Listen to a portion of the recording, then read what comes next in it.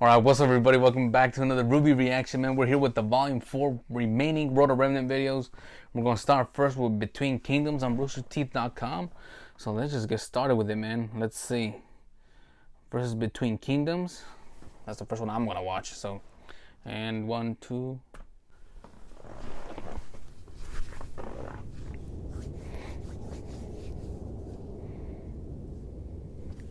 Between Kingdoms. Alright, let's see what we get today. Let's see. Anything noteworthy? So, now you know more about the kingdoms. But what's between the big cities? Alright, the easy answer is Rim.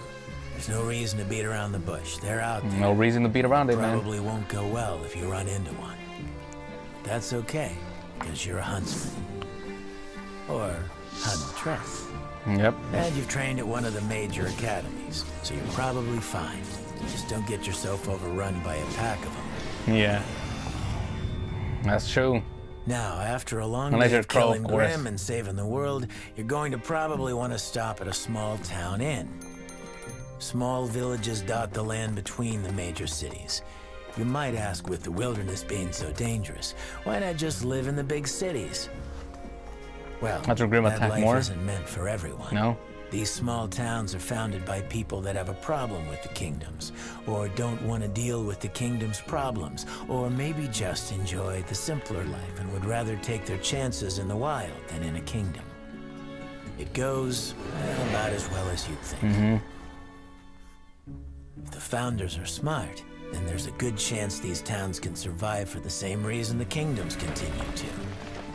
Natural barriers, strong defenses, and stubborn citizens. If you don't have at least a few of those, then the chances of a town lasting more than a year isn't great. Kuroyuri. Unfortunately, it's not just the Grim running around ruining towns. Wandering bandits are another threat. These groups of usually fairly skilled fighters travel the lands, never settling in one place. They often prey on convoys, sending goods between kingdoms. That's not all. These raiders will often wait for a town to be at its weakest, maybe after a Grim attack, or while its fighters are out hunting, before finally moving in at night and striking. Bunch of jerks. The worst part is, if the Grim hadn't attacked before, you'd better be damn sure they will now. And you can't exactly have bandits raid your town without at least a few negative emotions. This is also why bandits never stay in the towns they conquer. With attitudes like the ones they have, Grim tend to be pretty interested in them as well. As long as they keep moving, they've got a better chance of survival. Besides these small towns, the areas between kingdoms really depend on the continent. Harsh deserts, icy tundras, lush forests, you name it. At this point, pretty much every inch of Remnant has been mapped out. Although there are some areas that no one's gone into and come out alive. And of course, somewhere out there is where she is. Alright, so that was it. Alright, so that was an interesting one, man. What a Remnant, Between Kingdoms. Some useful information there for my boy Crow. Obviously, what lies between all the main 4 kingdoms, obviously Grim. That's a given that we know of.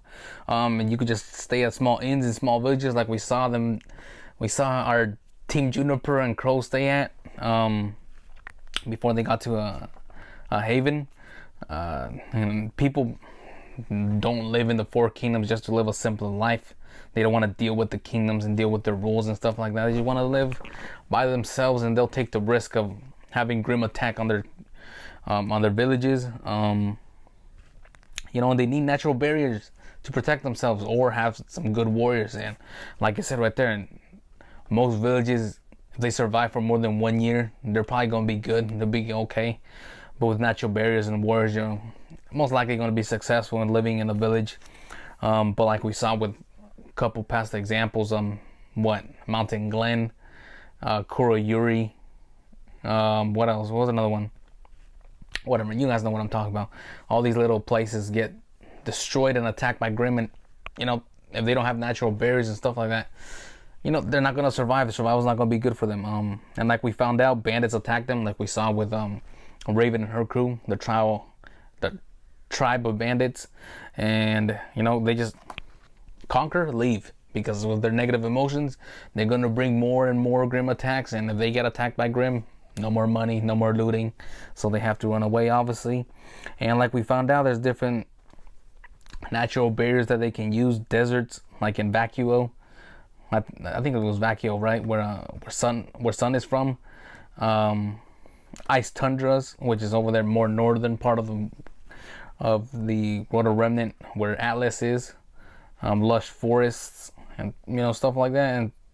And Crow mentioned here at the very end, there's some areas people don't come out of. But it's kind of what a scary situation, right? Maybe Grim attacked them, and I don't know. Maybe that's where all the crooks and people are living in. I don't know. Maybe. But that's the end of this one, man. I hope you guys enjoyed it. Cool little useful information as always. Rotor Remnant videos are always super useful.